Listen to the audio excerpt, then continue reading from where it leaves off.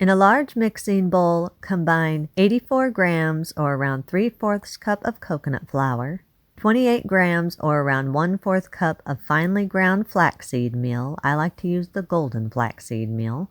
8 grams or around 2 teaspoons of baking powder, 7 grams or around 1 tablespoon of psyllium husk powder, 75 grams or around 6 tablespoons of brown sugar substitute.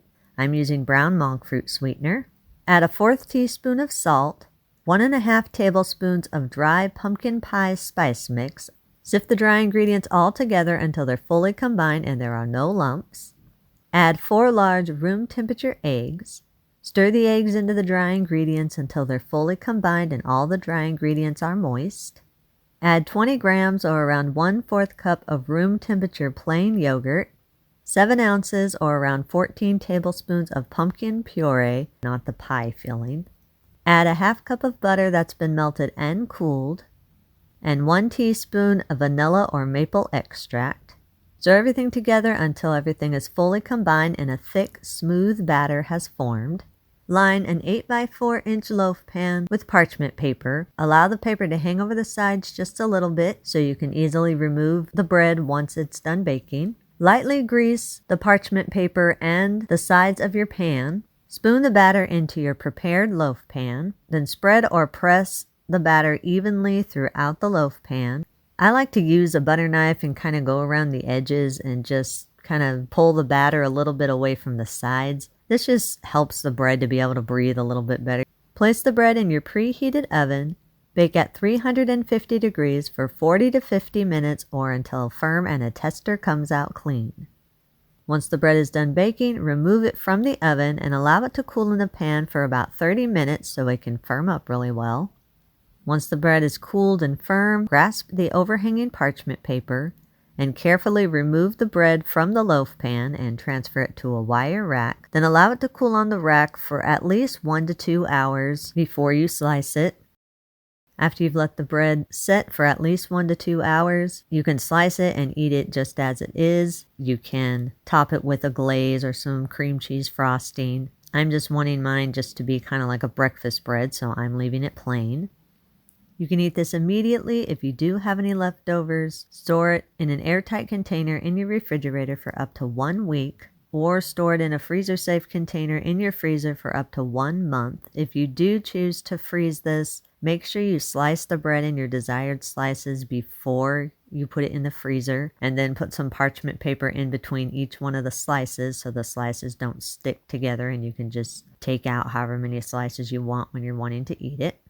Then eat and enjoy.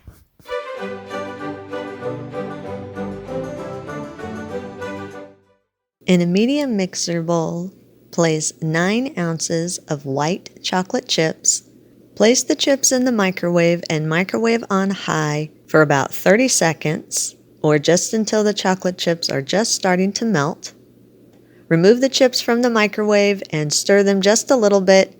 Then place them back in the microwave and microwave on high in about 15 to 20 second intervals or until the chips are completely melted and you have a smooth mixture. Make sure after every 15 to 20 second interval you use a fork or a wooden spoon and stir the chips around a bit. If you do not do that, they will burn at the bottom. Also, if you don't want to melt these in the microwave, you can melt them in a double boiler on your stove over low heat until the chips are completely melted and smooth.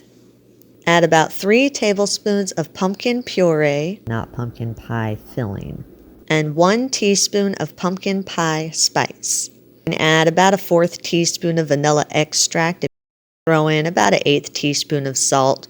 Stir the chocolate and pumpkin and the spices all together until they're fully combined and smooth. Now you do have to work quickly with this because as soon as you take the chips out of the microwave, as soon as they start to cool, they will start to firm up. If they do firm up so much that you can't mix your ingredients together, then just pop them back in the microwave for about 10 seconds or until you're able to stir everything together. Don't microwave it for very long, otherwise it'll start cooking together and your mixture will be too thick to spread. Once everything is stirred all together, line a 9x5-inch loaf pan with parchment paper. Then pour the fudge mixture into the loaf pan. Use a spatula to smooth the mixture out. Place it in your freezer for about 1 hour or until the fudge is firm.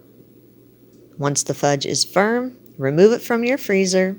Grasp the parchment paper on the sides and gently lift the fudge slab from the pan and place it on a clean cutting surface.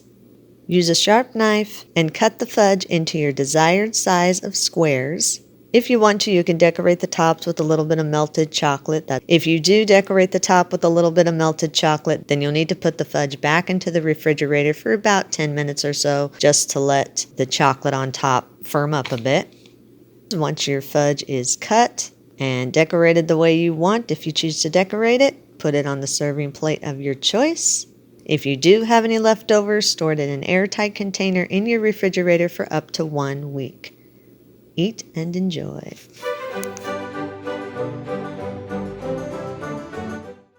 In a large mixer bowl, beat 16 ounces of room temperature cream cheese that's been softened. Beat it for 1 minute on medium speed until it's smooth and fluffy. Scrape down the sides of the mixer bowl and push the cream cheese to the center of the bowl. Stir in 100 grams or around a half cup of the granulated sugar substitute of your choice. I'm using granulated monk fruit sweetener. Add a half teaspoon of vanilla extract, 2 large room temperature eggs, 2/3 cup or around 163 grams of pumpkin puree. Make sure you get the pure pumpkin puree, not pumpkin pie mix. Add 1 teaspoon of dry pumpkin pie spice mix. If you want to make your own, you could look at the written recipe as to how I made my own pumpkin pie spice mix for that. Beat everything together on medium-low speed for about 30 seconds or so, or until everything is fully combined and smooth. Once again, scrape down the sides of the bowl as needed and push everything to the center of the bowl. Scrape the filling into a prepared 9-inch pie crust. I'll leave a link in the description to my no-bake pie crust. I used the almond flour version in this particular recipe just because it's the closest tasting to a graham cracker pie crust, and that's what I was wanting in this particular recipe. But there's a few different kinds of no-bake pie crusts in that written recipe, so you can use a coconut flour version or whatever version you want in there. Use a spatula and spread the filling evenly and smoothly throughout your crust.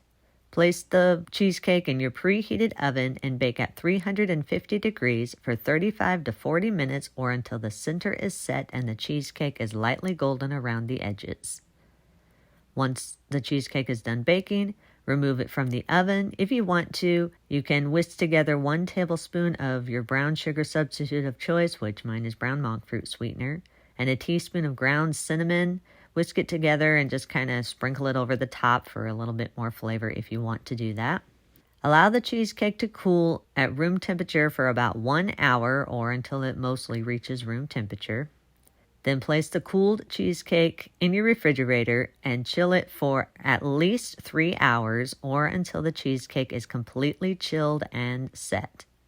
Once the cheesecake is done chilling, remove it from the refrigerator, slice it into your desired size pieces, and serve it immediately. If you do have any leftovers, store it in an airtight container in your refrigerator for up to 3 days. Eat and enjoy.